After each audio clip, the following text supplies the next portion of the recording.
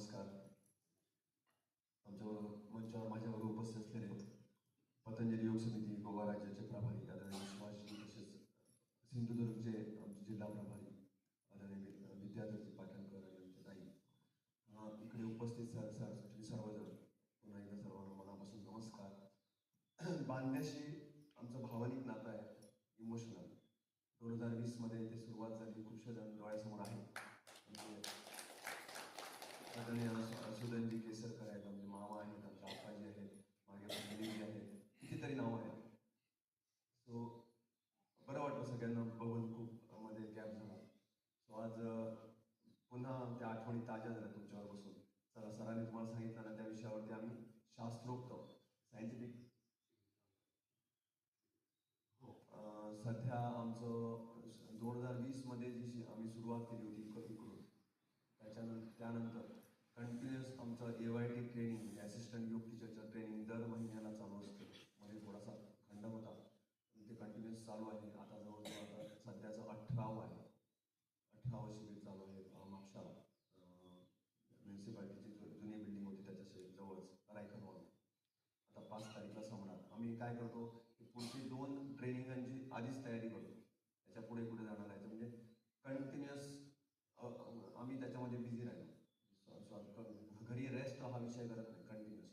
आणि हा जरी AYT ट्रेनिंगच्या संबंधित जरी असला तरी तुम्ही इथे बसणार आहे, जसं सरांनी सांगितलं 8 दिवस बसतो, पुन्हा नाही, पुन्हा गॅप. जो योगला मध्ये मध्ये गॅप देतो ना, त्याला योग समजला नाही. योग कळला पण वळला नाही, समजला पण उमजला नाही. आम्ही त्याच्यावरती इतर विषयावर चिंतन करूया. सुरुवात, डोळे बंद करा, हाताची मुद्रा घ्या, संपूर्ण सगळं लक्ष श्वासावर केंद्रित करूया. श्वासानुसंधान, श्वासांची अनुसंधान, सगळं लक्ष श्वासावर. थंड असा श्वास नागपुड्यातून आत जातोय आणि गरम हवा बाहेर येते. सगळं लक्ष त्याच्यावर केंद्रित करा. आता चित्त एका जागेवर आधी स्थिर करूया, त्याला आपण धारणा म्हणतो. दोन्ही भुवयांच्या मध्ये, भ्रूमध्यामध्ये या विठ्ठलाच्या सान्निध्यात आम्ही आहोत. सो विठ्ठलाचं स्मरण करूया मनापासून. दीर्घ श्वास घेऊन पहिल्या प्राणायामाला सुरुवात करूया. भस्त्रिका प्राणायाम. दीर्घ श्वास छातीमध्ये भरायचा आहे, त्याच रिदममध्ये सोडायचा आहे. भरपूर श्वास घ्यायचा आहे, संपूर्ण छाती खाली करायची आहे. एका रिदममध्ये सुरुवात करा आणि बंद डोळ्यासमोरचा दोन्ही भ्रूमध्यामध्ये त्या विठ्ठलाला विसरायचं नाही. ते विठ्ठल स्वरूप स्पष्ट दिसलं पाहिजे डोळ्यासमोर. क्षणोक्षणी ती देवता माझ्याबरोबर आहे. त्या देवतेवर संपूर्ण विश्वास, स्वतःवर संपूर्ण विश्वास. कानावर जी प्रार्थना म्हणते, ती प्रार्थना स्वतः आपण म्हणत आहोत. ज्या भावनेने तिचे शब्द जाणून त्या विठ्ठलाशी एकरूप होण्याचा प्रयत्न करूया. भस्त्रिका प्राणायाम करत करूया.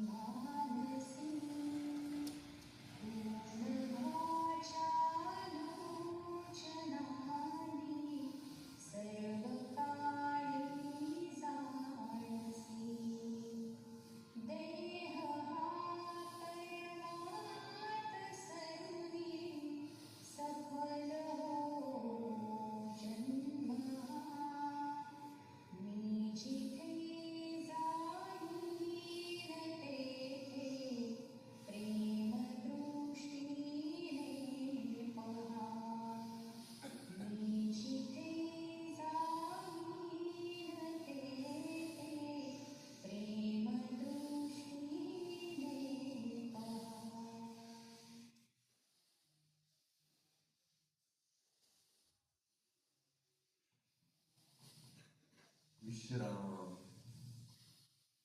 काही क्षण तसेच डोळे बंद ठेवा. प्रत्येक प्राणायाम झाला की इमिजिएट डोळे उघडायचे नाही. शांत चित्ताने एक विशिष्ट प्रकारची कंपन शरीरामध्ये तयार होतात, ती ऑब्झर्व करायची. प्रकाश डोळे उघडे करा. सगळ्यात पहिला प्राणायाम आपण केला भस्त्रिका प्राणायाम. आता आदरणीय सरांनी आम्हाला सांगितलं की दैनंदिन जीवनामध्ये आपण काय काय केलं पाहिजे थोडक्यात. आता त्या दृष्टीने प्रत्येक जो प्राणायाम आपण करतो, तुम्ही आता गेले 8 दिवस करताय, काही जण कितीतरी वर्ष करताय, प्रत्येक प्राणायाम आज क्लिनिकली टेस्टेड आहे, रिसर्च झाले प्राणायामावर. 21 जूनला कितीतरी राष्ट्र 21 जून हा आंतरराष्ट्रीय योग दिवस जो आपण मनवतो, तो उगाच मनवत नाही. त्याच्यावर भरपूर रिसर्च झाले. फॉरेनरांनी दुर्दैवाने जास्त रिसर्च केले. भारतातही झाले, पण जास्त रिसर्च आधी त्यांचे झाले, मग आमचे झाले, म्हणून दुर्दैव होते. जे आमचं आहे त्याच्याकडे आमचं लक्ष नाही आहे, आम्ही आळस करतो ते करायला. सो आता सरांनी विषय घेतलेत ना, त्याच विषय चालतो की सरांनी आत्ता म्हटलं सगळं करतोय आपण आणि त्या ईश्वराशी आपण समर्पित नाही आहोत. मी कोकणीमध्ये आपण गोव्यात हा म्हणतो, आपण म्हणतो मी केलं मी केलं मी केलं. हा मी जोपर्यंत बरोबर आहे ना, तोपर्यंत ना एखादा जर रोग जडला किंवा रोग होणार असेल त्यालाही कारणीभूत तो मी असतो. आणि रोग जडल्यानंतर रोग किती औषधं घ्या. आता मी तुम्हाला एक शास्त्रीय दृष्ट्या सांगतो, नुसतं स्पिरिच्युअल शब्द नको, कसं होतं शरीरामध्ये ते जाणून घेऊ. जर तुम्ही गुगल बाबाला विचारलं की रोग होतात जे संपूर्ण जगामध्ये, त्याच्यामध्ये भारताचं जर धरलं तर 80 ते 85% रोग हे सायकोसोमॅटिक आहे. कसे आहेत? सायकोसोमॅटिक म्हणजे मनोशालीन. 80 ते 85%. गुगलला विचारून बघा. सगळंच गुगलचं बरोबर असतं असं नव्हे, पण हे रिसर्च पेपरवर आधारित संपूर्ण त्याने काही विषय दिले. 80 ते 85% रोग, भले तो मग धोपारधोपीचा असे ना, वयोमानाप्रमाणे काही गोष्टी घडतात, पण वय झालं नाही किंवा बाकी सगळं बरोबर आहे, ढोपर दुखतं. आता तुम्ही मला ढोपराचा आणि मनाचा काय संबंध आहे, तो कसा तोही तुम्हाला सांगतो. आज आम्ही मोजकेच प्राणायाम करणार, फक्त चिंतन करणार. एकदा ते चिंतन सुरू झालं ना, तो योग आपल्या जीवनातून बाजूला जात नाही. आपण काय करतो, दैनंदिन संसाराच्या रहाडगाड्यामध्ये एवढे गुरफटतो की त्या संसारिक जीवनामध्ये एन्जॉय करतो आणि मग आपण सांगतो वेळच नाही मिळत. आणि तो वेळ केव्हा आठवतो माहिती आहे? जेव्हा सगळी औषधं वगैरे घेऊन सगळी झाली आणि आडवा पडला माणूस, तेव्हा नंतर तो योग आठवतो. हे दुर्दैव आहे. हे किती आम्हाला कळलं की वळत नाही. मी बिझी आहे, मी माझ्या व्यवहारात मी एवढा बिझी आहे. हा, आम्हाला वाटतं की देवळात जाऊन घंटा मारल्या आणि 4 धाम केले म्हणजे देव मिळाला. ही संकल्पना सुद्धा साधू संतांनी एक्सप्लेन केली, तरी आम्हाला कळत नाही. आम्ही काहीतरी वेगळ्याच भावनेमध्ये त्या देवाला बघतो. हे मी सर्वसाधारण जे आपण 90% जनता जी करते कुठच्याही धर्माची असून. सो आता रोगाकडे येतो. रोग डायबिटीज, मधुमेहासारखा रोगच घेऊया. कसा होतो एक उदाहरण देतो तुम्हाला. सगळ्या रोग असेच होतात. आमच्या दोन्ही किडन्यावरती ॲड्रिनल नावाच्या 2 ग्लँड्स आहेत. आमच्या संपूर्ण शरीरामध्ये हॉर्मोनल ग्लँड्स आहेत. त्याच्यातला एक हायपा, संपूर्ण हॉर्मोनल ग्लँड्स, संप्रेरक म्हणतो आपण मराठीमध्ये. त्या संप्रेरकांच्या समूहाला एंडोक्राईन सिस्टम म्हणतात. त्याच्यात एक बिघडली ना तर बाकीच्या बिघडतात. डॉक्टर वगैरे सांगतात बाबा हॉर्मोनल इम्बॅलन्स झालं, वेगवेगळे हॉर्मोन्स कॉमन असतात, आमची थायरॉइड क्रेस, थायरॉक्सिन तयार करतो. सर्वसाधारण सर्वांना माहिती असतं. दोन्ही किडन्यावरती 2 ग्लँड्स आहेत ॲड्रिनल नावाच्या. त्या ॲड्रिनल ग्लँड्स मधून कॉर्टिझॉल नावाचं एक द्रव्य येते. ते ग्लुकोज ब्रेकिंगला आम्हाला मदत करतं शरीरामध्ये. नॉर्मल जेव्हा ते बिहेव होतं ना, तेव्हा काही प्रॉब्लेम नाही. पण जेव्हा आम्हाला राग येतो ना, राग सगळ्याला येतो. राग येणं हा मनुष्य स्वभाव आहे. राग येणं हा मनुष्य स्वभाव आहे. साधू संतांनाही राग यायचा, आपण वाचतो. पण रागावर नियंत्रण नाही होतं. आणि जेव्हा नियंत्रण नसतं नव्हे, तेव्हा आपला द्वेष निर्माण होतो. रागातून पुढे, रागातून पुढचा भाग काय? द्वेष. बघा तुम्ही, एखाद्या व्यक्तीचा राग यायला लागला, घरात असून दे, शेजारी असून दे, बाजारी असून दे, राग परत पुन्हा पुन्हा यायला लागला का नंतर काय होतो? द्वेष निर्माण होतो. हा द्वेष बाहेर त्या माणसाला काय, एखादा माणूस शिवी देतो, हा, ज्याचा वाणी दोष असतो तो शिवी देतो. हा सुद्धा मोठा विषय आहे सायंटिफिक. मी आज बोलतोय ना ते वैज्ञानिक बोलतोय. आज म्हणजे आज विषय आलाय म्हणून बोलतो. मोजकेच प्राणायाम करणार आपण, पण हे याच्यावर चिंतन करूया ना. कारण तुम्ही 8 दिवसाचं शिबिर केलं म्हणून ऐकलं, म्हणून मी मुद्दा म्हटलं. आमचे जुने आहेत त्यांच्यावर खूपदा चर्चा झाल्या. आता राग आला काय काय होतं? चिडचिड होते. चिडचिड झाली काय, ॲड्रिनल ग्लँड्स मध्ये जे कॉर्टिझॉल नावाचं द्रव्य तर बाहेर सिक्रेशन चालू आहे ते विनाकारण तिथे ग्लुकोज ब्रेकिंगचं कामच नाहीये, तेव्हा ते जास्ती प्रमाणात सिक्रेट होतं आणि ते जास्ती झालं ना त्याला मग स्ट्रेस हार्मोन म्हणतात. जास्ती प्रमाणात आलं का, ते जास्ती आलं का ते सगळ्यात आधी काय करतं, पॅनक्रियाज निष्क्रिय करतं. पॅनक्रियाचं काम काय आहे, आता तुम्ही जे मंडूकासन केला ना ते पॅनक्रियाज ऍक्टिव्ह करण्याचं आसन करवतं. पॅनक्रियाचं काम काय, इन्सुलिन तयार करायचं. इन्सुलिन सुद्धा ग्लुकोज ब्रेकिंगला मोठी मदत करतो. आता जेव्हा पॅनक्रियाज निष्क्रिय झाल्या काय, डायबिटीसचं इन्व्हिटेशन तुमच्या शरीराकडे आलं. डॉक्टरने तुम्हाला सांगितलं यू आर प्री डायबेटिक आणि नंतर यू आर डायबेटिक. आज मधुमेह घराघरामध्ये होतो, घराघरामध्ये. त्याचं गोवा तर नंबर 1 राज्य आहे संपूर्ण भारतामध्ये आणि गोवा शेजारी तुम्ही आहात एकदम ते मग कुठेतरी इथेच असणार, कारण जवळजवळच आहे एकदम. ही स्थिती का होते माहिती आहे, चिडचिड. ह्याचा अर्थ बाहेर चिडचिड होत नाही, बाहेरही होते असणार, पण ह्या प्रांतातले लोक खूप भावनिक आहेत. बाहेरच्या भावनिक नाही आहे. तुम्ही पुण्यात चला, तिकडच्या भावना बघा सध्या, आणि बांधण्यात या तिकडच्या भावना बघा. मी काय सांगतो ते तुम्हाला कळत आहे ना. भावनिक म्हणजे इमोशनल. गावातले लोक इमोशनल असतात, त्यांच्यावर लवकर परिणाम होतो. मग मी काय सांगतो सगळं, आणि असा प्रत्येक वैज्ञानिकदृष्ट्या प्रत्येक बदल शरीरामध्ये होत आहे, आम्हाला कळत नाहीये. मी घरामध्ये सून सासूला वर चिडते, सासू सुनेवर चिडते, नवऱ्यावर चिडते, नवरा बायकोवर चिडतो. दोन्ही पण प्रकारे आहे इथे. माता भगिनीच नव्हे, पुरुषही आमचे बंधूही तेवढेच इन्व्हॉल्व आहेत. आणि ह्याच्यामध्ये इतर काही व्यसनं आहेत, व्यसनाबरोबर चालतं. महिलांमध्ये प्रमाण कमी आहे खूप, आमच्या पुरुषामध्ये जास्ती आहे. मग कामाचं ताण, मग मुखातून येणारे वाणी दोष. वाणी दोष ना बऱ्या म्हणजे आम्ही गोव्यात माझी भाषा दैनंदिन कोकणी असल्यामुळे एकदम कोकणी शब्द येतात. सो गाडी मारक म्हणतो आम्ही गोव्यात, शिव्या देत होते. त्या शिव्या देणं सुद्धा ना, एखाद्याला प्रेमाने बोलवताना सुद्धा शिव्या येतात. बघा तुम्ही इथे तसं चित्र असेल पहिला, म्हणजे बोलवताना त्याच्या मनात काय वाईट नाही, पण शिव्या, पण हा वाणी दोष आहे. शिव्या तोंडात येणं ते मोठेपणा वाटतो काही, पण तो मोठेपणा नाहीये, तो संस्काराचा एक भाग आलाच. पण संस्कार सोडा, त्याच्यावरनं जेव्हा चिडचिड होते. खूपसे आमचे मित्र विविध पदावर काम करतात, आम्ही योग थेरपीमध्ये वावरतो गेली कितीतरी वर्ष. सरांनी तुम्हाला वर्ष सांगितलं. ह्याच्यामध्ये फक्त आणि फक्त आम्ही रोगी लोकांशी आमचा जास्ती निगडीत संबंध आहे. जास्ती रोग झाल्यानंतर योग आठवतो, तोपर्यंत आठवत नाही बऱ्याच जीवाला, म्हणून त्याच्यावर बोलतोय.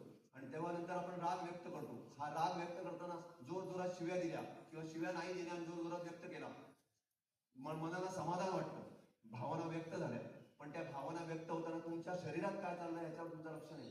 एखादा माणूस भावना व्यक्त करत नाही, अव्यक्त भावना, माता भगिनी असून जास्त प्रमाणात कधी कधी भावना व्यक्त होत नाही. अव्यक्त भावना कॅन्सरला आमंत्रण पत्रिका आहे. मी हे रिसर्च बेस बोलतोय, तुम्हाला घाबरवत नाहीये. आम्ही तो भेष्टावत म्हणतो, भेष्टावत नाही तुम्हाला, घाबरवत नाही. अव्यक्त भावना अव्यक्त करणे म्हणजे ओरडणे अजिबात नाही. ओरडणे म्हणजे परत तुम्ही आत्ता काय सांगितलं तेच करणार. पण आम्हाला हेच कळलं नाही, आम्हाला हेच कळलं नाही. आधीची आमची जी लोक पिढ्या, एक पिढी सोडून आधी पिढी, म्हणजे मी तर म्हणेन काय माहिती आहे, 60च्या आधीच्या पिढ्या होत्या ना, त्यांचे विषय वेगळे होते, ते चिडायचे, पण त्यांच्यामध्ये भावनिकता जी होती ना, संवेदनशीलता खूप जास्ती होती. आम्ही असंवेदन होत चाललो. एका बाजूने म्हणतोय आम्ही प्रार्थना, माणसाने माणसाशी माणसासम वागणे, पण आम्ही तसे नाही आहोत. बारीक विचार केला तर आम्ही स्कूटर लावताना सुद्धा विचार करत नाही मागच्याला त्रास होणार. तुम्ही म्हणाल हा येऊन इथे का प्रवचन द्यायला बसला, अजिबात नाही.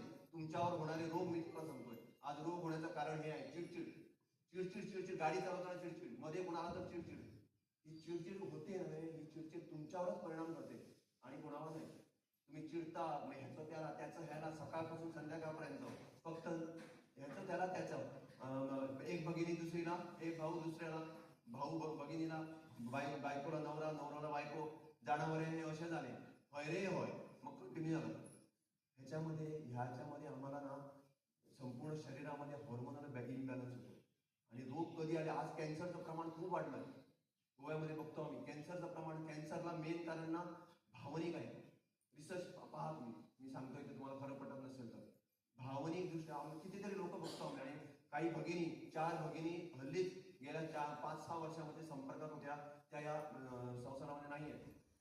पण त्यांच्याशी मी बोललोय, आणि त्यांना मी जो काय तुमच्याकडे बोलतोय ना, हे रिसर्चमध्ये वाचल्यानंतर त्यांच्याशी बोललो, आणि तेव्हा कळलं त्या भगिनीमध्ये जे कॅन्सरचे प्रकार, ब्रेस्ट कॅन्सर असो, कोलोन कॅन्सर असो, हे डोळ्यामागे भावनिकपणे चिडचिड आहे. या चिडचिडने ते आजार तयार झाले. हे तुम्हाला जर पटत नसेल तर गुगल बाबाला विचारा. पुढचा प्राणायाम करूया आणि मग आपण चिंतन करूया. कपालभाती प्राणायाम करूया. मग पाय सोडूया, आता नाही, बसा. कपालभाती जरा जर त्रास झाला तर तुमच्या तुम्ही ऍडजस्ट करा. कपालभाती प्राणायाम केल्यानंतर काय होतं ते शास्त्रीय जाणून घ्या. तर डोळे बंद करा, सुंदर भजन ऐकूया. कपालभाती 3च प्राणायाम करणार आहे, जास्त प्राणायाम नाही. 3 प्राणायाम आणि माईंड भ्रामरी मुद्रित आणि ध्यान करा. डोळे बंद करा, स्वतःशी प्रामाणिक राहा. पुन्हा पुन्हा जो डोळे उघडे करतो त्याचा श्वास फास्ट आहे आणि ज्याचा श्वास फास्ट आहे त्याला रोग जवळ आहे, त्याचं आयुष्य कमी आहे. आणि त्याच्यावर ताबा आणायचा असेल सगळ्यात आधी डोळे बंद करा. मला बघू नका, इथे नाटक चालू नाही. डोळे उघड म्हणतो तेव्हा ऐकू. डोळे बंद करा, स्वतःशी प्रामाणिक राहा. डोळे बंद असताना डोळ्यासमोर, बंद डोळ्यासमोर स्थिर राहण्यासाठी चित्त स्थिर धारणा म्हणतो आपण त्याला. चित्त स्थिर करण्यासाठी आत्ता म्हटलं तसं विठ्ठलाचं स्मरण करूया. पहा तरी किती वेळ आम्ही बंद डोळ्यासमोर त्या विठ्ठलाला पाहू शकतो. मनात तो कुठचाच विचार न आणता आणि करा. आणि हे करता करता भजन पण ऐकूया. स्वतःची परीक्षा करूया. चला, सुंदर भजन ऐकत ऐकत कपालभाती प्राणायाम.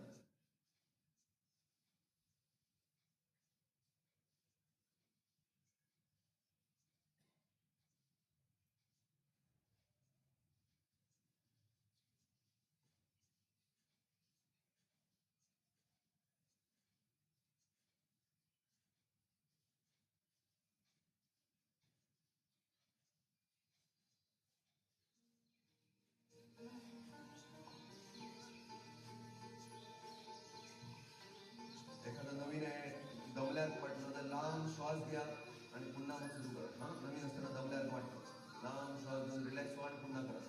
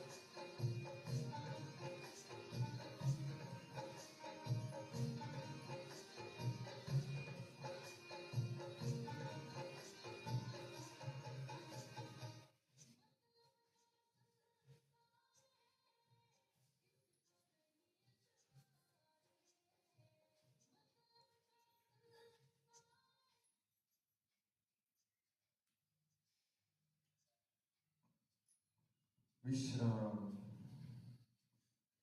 काही क्षण तसेच डोळे बंद ठेवून संपूर्ण शरीरामध्ये एक लक्ष द्यायचं आहे. मनातल्या मनात एक लांब श्वास घेऊन रिलॅक्स होऊन सावकाश डोळे उघडे करा. पाय सोडा, पाय सोडा. पायाची बोटं घट्ट ताणून घ्या. पुढच्या बाजूने घट्ट ताणून घ्या. पायाची बोटच फक्त घट्ट ताणा, ताकद लावून.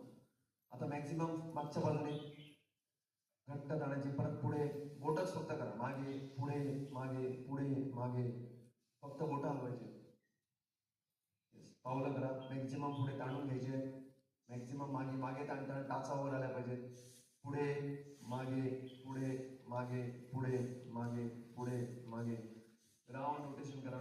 दोन्ही पावलं टेकवा आणि राऊंड रोटेशन. विरुद्ध दिशेने ऑपोजिट साइड. टॅपिंग करा जोरात. टॅपिंग करताना पोटऱ्या आणि मांड्या लूज सोडा. टॅपिंग करा. एक एक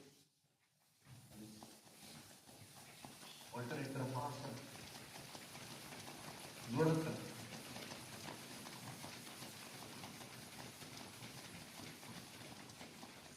बटरफ्लाय करा. सिद्धी.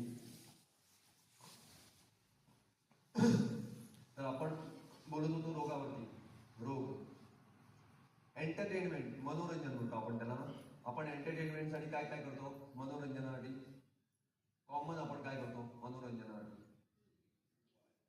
हा, घरी काय करता मनोरंजनासाठी? हा, टीव्ही बघता. आता मला सांगा, टीव्हीतून काय बघितलं मनोरंजन होतं? म्हणजे काय, म्हणजे कोणता प्रोग्राम बघितला मनोरंजन होतं? हास्य जत्रा, ताईने सांगितलं. येस, मनोरंजन होतं. आणखी मनोरंजन, टीव्ही हा मनोरंजनासाठी होता की नाही? एखादी न्यूज बघितलं तर मनोरंजन होतं? सध्या काय चाललंय ते बघितलं मनोरंजन होतं? नाही. मग सिरियल्स, आधीच्या सिरियल, मी सिरियल बघत नाही पण आधीच्या लक्षात आहे मला. त्या धर्तीवरती हळूहळू मराठी सिरियल्सही झाले. सास भी कभी बहू थी वगैरे प्रकार होते ना. आता मराठी त्याच दिशेने गेलं. अनैतिक संबंधावर भर दिले गेले, होय की नाही? आणि ते बघता बघता आमचं काय झालंय माहिती, मानसिक स्थिती, आमच्यावर संस्कार, आम्ही म्हणतो नवीन पिढी भरकटली वगैरे वगैरे ऐकायला मिळतं आम्हाला. पण मागचे 2 पिढ्या भरकटल्या म्हणून आता एकदमच भरकटलं. विचार चिंतन केलं तर. आणि त्याच्यामध्ये मोठा भाग आहे ना त्या बॉलिवूडचा. बघा तुम्ही, विचार चिंतन करा. मी काय बोलतो म्हणून नाही, मी अभ्यासून बोलतोय. आणि नंतर मग संस्कृती बिघडली, हे बिघडलं ते बिघडलं, याच्यावर आम्ही बोलतो. आज आम्ही रोगाकडे एकदम जवळ पोहोचलो. एकदम आज ते सिरियल बघता बघता आमच्या भगिनी ते टेन्शन घेऊन झोपतात. आधीच त्यांचं टेन्शन, त्यात त्या सिरियलमध्ये काय होणार म्हणून चर्चा करून टेन्शन. दुसऱ्या दिवशी बोलताना सुद्धा टेन्शन असतो त्या सिरियलवर. घराचं एक आहेच, प्रत्येकाला असतो, त्याच्यावर ते टेन्शन. म्हणजे तुमच्यावर किती किती ताण आहे, स्ट्रेसच्या खाली आज माणूस आहे. हे झालं यांचं भगिनींचं, माता भगिनी. आमचे बंधू तेच करतायत. न्यूज बघितल्यावर तोच प्रकार होतोय. आता मी ते नाव बघितलं मागे की पोलीस स्टेशन बांधा. माझे कितीतरी गोव्यामध्ये पोलीस मित्र आहेत. पोलिसावरती किती ताण आहे माहिती आहे. आणि त्या ताणामध्ये राहिल्यामुळे त्यांनाच कळत नाही ते कुठे भरकटतायत ते. कारण कितीतरी रोग पोलिसांना होत आहेत. तिथे आहेत ना बंधू, आहेत पोलीस बंधू ना, कितीतरी आजार पोलीस बंधूंमध्ये होत आहेत. आणि त्याचं कारण माहिती आहे, एक म्हणजे त्यांचा वावरपणामध्ये असतो, क्रिमिनल्स मध्ये जास्ती वावर असतो, एक असतो. आणि त्याच्यामध्ये राहून राहून राहून त्यांच्यामधला संयमही कमी व्हायला लागला. बरे बरे SP लेवलचे वगैरे, इव्हन आमचे DGP IGP यांच्यावर सुद्धा आम्ही शिकवायला जातो. म्हणजे तिथे पण मी बघितलंय, तिथे सुद्धा मोठा ताण त्यांच्यावर होतोय. ब्लड प्रेशर नाही असा पोलीस कोणच नाही. खाली कॉन्स्टेबल पासून ते उच्च पद असतं, ब्लड प्रेशर बरोबर घेऊन फिरतात. खूप गरजेचा योग तुम्हाला पण आहे जर तुम्ही इथे असाल उपस्थित तर. ह्याच्यावरती ना, ह्या प्राणायाम करताना एखाद्या कंटाळा येत असेल, पण तो प्राणायाम रिसर्च बेस आहे. आता कपालभाती प्राणायाम आत्ता आम्ही केला. रिलॅक्स राहा आणि जबरदस्तीने बंद करू नका. आणि म्हणून मी तुम्हाला हे मोजकेच प्राणायाम आपण करतोय. आणि आमच्या बरोबर आज आदरणीय विद्याधर जे आहेत, त्यांना तुमच्याशी संवाद साधायचा आहे. तो मोजकच जाणून घेऊया. कपालभाती प्राणायाम केला. तुम्हाला सगळ्यांना माहित आहे, नर्वस सिस्टम माहिती आहे सगळ्यांना? मराठीत काय म्हणतात नर्वस सिस्टमला? नर्वस सिस्टम संपूर्ण नियंत्रण चालतं, त्याला काय म्हणतात? मराठी शब्द नर्वस सिस्टमला काय? नर्वस सिस्टम म्हणजे कळलं ना तुम्हाला मला काय म्हणायचं ते? हा, नर्वस सिस्टम म्हणतात, बरोबर. सिस्टम जे आहे ना त्याच्यामध्ये ऑटोनॉमिक किंवा ऑटोनॉमस नर्वस सिस्टम म्हणून कपालभाती संबंधित बोलतोय मी आणि तरी प्राणायाम कपालभाती मोठं काम करतो त्याच्यामध्ये. ऑटोनॉमिक नर्वस सिस्टम म्हणजे शरीरामध्ये ज्या हालचाली चालू आहेत आमच्या, तुम्ही आता बसलाय मला ऐकताय होय का नाही, ह्या चालू असताना तुमच्या ब्लड प्रेशरवर तुमचा कंट्रोल आहे नाही, ते ऑटोनॉमिक चाललंय, स्वयंचलित आहे. तुमचा डायजेशन तुमचा कंट्रोल आहे, स्वयंचलित चाललंय, त्याला म्हणतात ऑटोनॉमिक. जे स्वयंचलित आहे, मी हात हलवतोय, हात हलवताना हे जे आहे ते करू शकतो, मी शब्द येतात ते करू शकतो, माझ्यावर ताबा येतो माझा. पण जे आतून चाललंय ते त्याच्यावर माझा ताबा नाही, त्याला म्हणतात काय म्हणतात ऑटोनॉमिक किंवा ऑटोनॉमस नर्वस सिस्टम. ही नर्वस सिस्टम आमच्यामध्ये जेव्हा व्यवस्थित कार्य करते तेव्हा आम्ही हेल्दी असतो. आता याच्यामध्ये दोन भाग आहेत, सिम्पॅथेटिक आणि पॅरासिम्पॅथेटिक. सिम्पॅथेटिक म्हणजे काय, फाईट अँड फ्लाईट म्हणतो आम्ही त्याला. म्हणजे याच्यामध्ये माणूस अलर्ट असतो आणि एनर्जेटिक असतो. काय असतो, अलर्ट असतो आणि एनर्जेटिक असतो. फाईट अँड फ्लाईट म्हणतो इंग्रजीमध्ये. म्हणजे गाडीमध्ये तुम्ही बसलाय, ब्रेक लागला, असं झालं, हात पुढे येतो, तुम्ही विचार करून हात लावता, इमिजिएट येतो हात, कारण ते फाईट अँड फ्लाईट मोडवर आहोत. एकतरी फाईट करा नाही तर पळून जा. म्हणजे अलर्ट असतो आपण आणि एनर्जेटिक असतो त्यावेळेला. सट्ट करून हात येतो, किती वीक असू दे माणूस, एकदम हात येतो की नाही, त्याला फाईट अँड फ्लाईट म्हणतात. ही सिम्पॅथेटिक नर्वस सिस्टम. ही जर कंटिन्युअस अशी चालू राहील, जर आम्ही कंटिन्युअस अलर्ट आणि एनर्जेटिकच राहिलो तर काय होणार सांगू शकतो मला? ठीक आहे, दुसरी सिस्टम बघूया. पॅरासिम्पॅथेटिक मध्ये काय होतं, आपण अलर्ट नसतो पण ती चालू असते, आपण शांत असतो, अलर्ट नाही, रिलॅक्स आहे. सो ह्या दोन सिस्टम्स आमच्या नर्वस सिस्टमचे महत्वाचे दोन भाग, ह्याच्यामध्ये ह्या दोन्ही सिस्टम मध्ये समन्वय पाहिजे. जर आम्ही कंटिन्युअस जर अलर्ट आणि एनर्जेटिक राहिलो आणि रिलॅक्सेशन हा प्रकारच नाहीये तर लगेच स्ट्रेस येणार. आज तोच प्रकार होतोय. सिम्पॅथेटिक नर्वस सिस्टम मध्ये लोक राहतात आणि स्ट्रेस वाढतो आणि कळत नाही, बाहेर त्याला माहितच नाही कशाला स्ट्रेस आहे तो. ती सिम्पॅथेटिक नर्वस सिस्टम वाढून राहिली, समन्वय नाहीये आणि पॅरासिम्पॅथेटिक वीक पडली. काय रेस्टिंग हा नाहीच आहे, तो अलर्ट मध्येच आहे, त्यामुळे रोग येतो जवळ. तो आम्हाला कपालभाती आता जो प्राणायाम आम्ही केला त्याच्यातनं रिसर्च सांगतात की सिम्पॅथेटिक आणि सिम्पॅथेटिक नर्वस सिस्टम मध्ये समन्वय साधतो. म्हणजे जिथे आम्हाला आता तुम्ही काम केलं, हा बसताना तुम्ही, तेव्हा ते सिम्पॅथेटिक ऍक्टिव्ह उपयोग नाही, तेव्हा रिलॅक्सेशन पाहिजे. जे काय चाललंय ते चालून दे, लेट इट बी. तेव्हा जर तुम्ही एनर्जेटिक राहिला ना तर तुम्ही ब्रेन एकदम डिस्टर्ब होतो आणि स्ट्रेस वाढतो. आज लोकांचं तेच झालंय, तुम्हाला कळत नाही काय चाललंय. मी तुम्हाला फक्त उदाहरणाने समजावतो. ह्याच्यावर एक टीचर्स ट्रेनिंगला एक लेक्चरच 2 तास आता त्याच्यावर घेता येतो, एवढा मोठा विषय आहे. तो सांगायचं म्हणजे काय, प्रत्येक प्राणायाम जो करताय तुम्ही ना तो त्याच्यावरती काम करतो. कपालभाती प्राणायामामध्ये तुम्ही उदररोग बरे करतातच आहात, पण त्या सिम्पॅथेटिक आणि पॅरासिम्पॅथेटिक मध्ये समन्वय साधताय, बॅलन्स साधताय.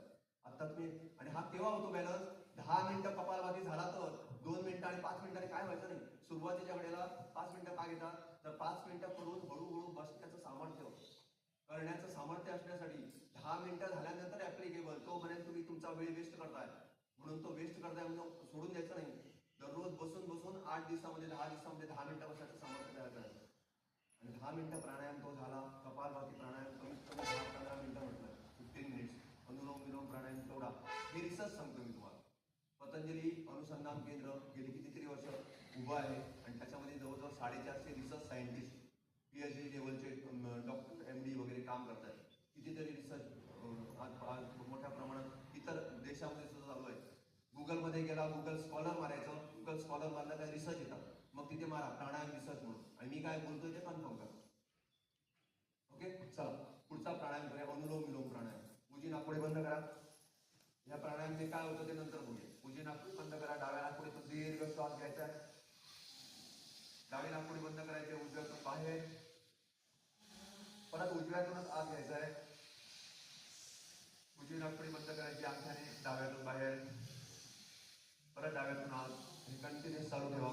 हे करताना पुन्हा सगळं चित्त स्थिर करण्यासाठी पुन्हा विठ्ठलाचं स्मरण करूया.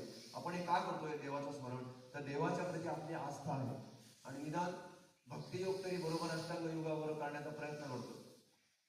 आणि मगाशी तुम्ही भजन ऐकलं, मनुष्य जन्म अनमोल रे, हे ऐकताना तुमचा किती वेळ विठ्ठल डोळ्यासमोर होता तो तुम्हाला माहित असेल.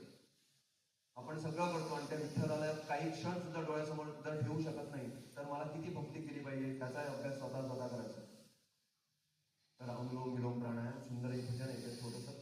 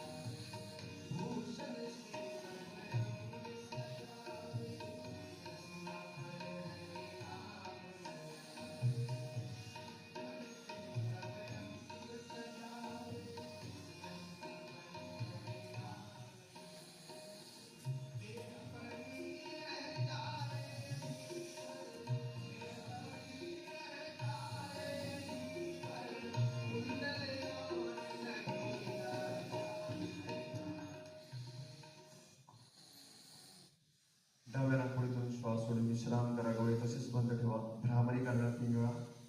उद्गीत करणार भ्रामरी 3 वेळा.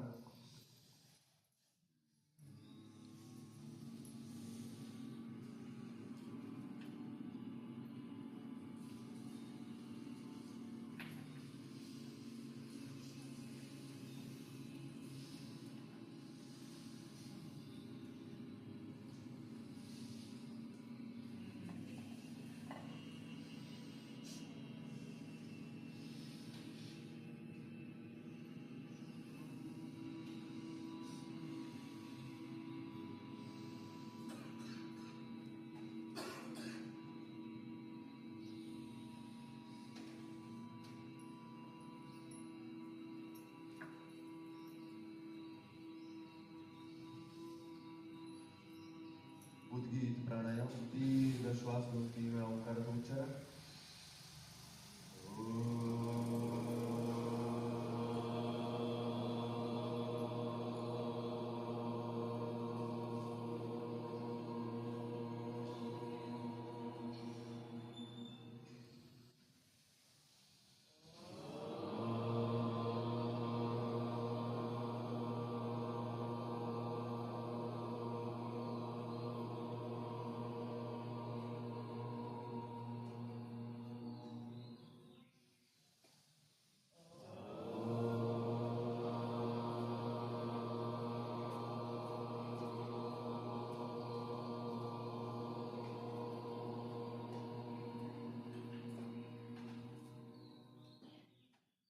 श्वासाची गती मंद करण्याचा प्रयत्न करा.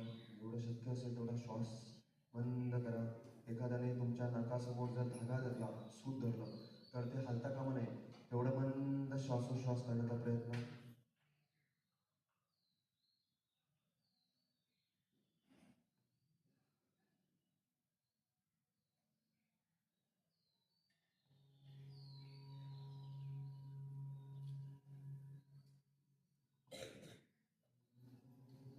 बंद डोळ्यांसमोर पुन्हा एकदा विठ्ठलाचं स्मरण, त्या पांडुरंगाचं स्मरण करूया.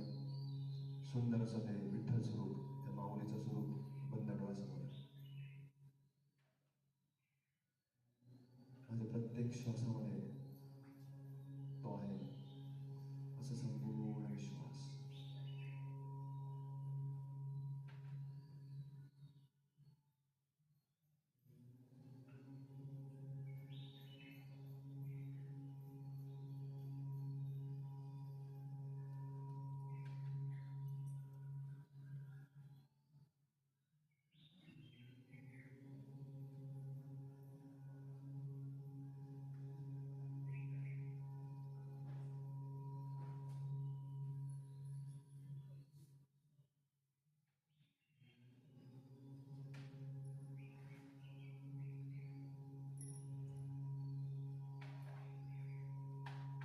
दोन्ही हात वर घेऊन घर्षण करा. स्वतःमध्ये कॉस्मिक एनर्जी जनरेट करायची आहे. भरपूर घर्षण करा आणि गरम करून नंतर डोळ्यावर होल्ड करा संपूर्ण चेहऱ्यावर.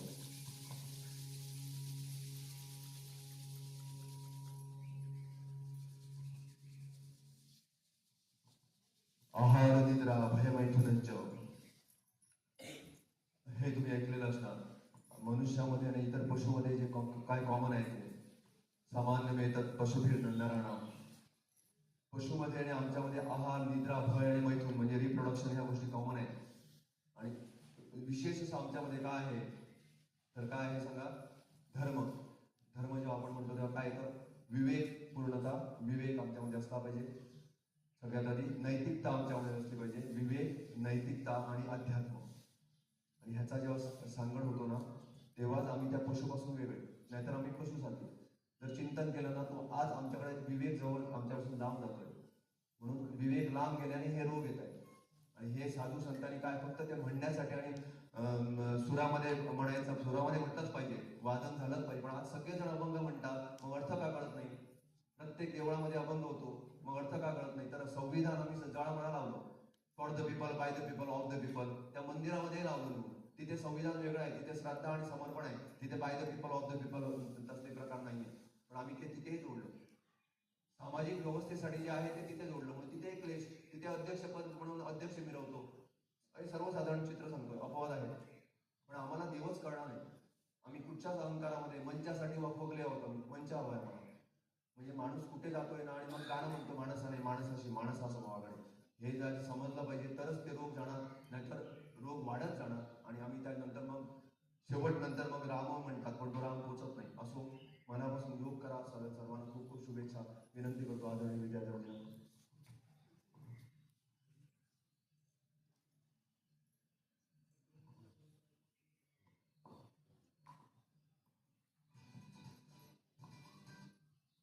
अखंड मंडलाकारं दर्शितं तस्मै श्री गुरवे नमः.